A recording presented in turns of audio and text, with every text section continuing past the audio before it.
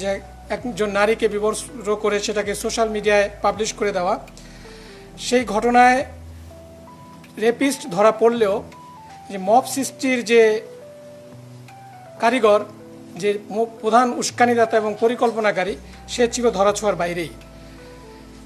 এটার একটা রহস্য আমরা উদ্ঘাটন করেছি।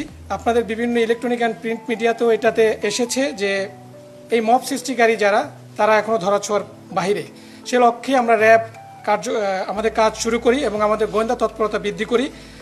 এবং তারই প্রেক্ষিতে গতকাল আমরা এই মব সৃষ্টির যে উস্কানিদাতা বা পরিকল্পনাকারী, তাকে আমরা গতকাল অ্যারেস্ট করতে সক্ষম হই।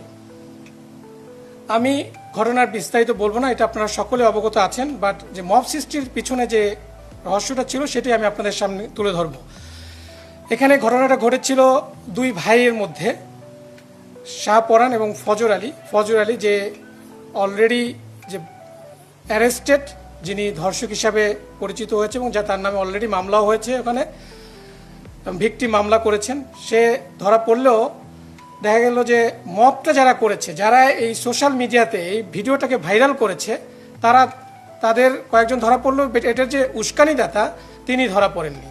তো সেটা নিয়ে আমরা কাজ করি এবং সেখানে আমরা দেখতে পাই যে শাহপরান এবং ফজর আলী, আমাদের যে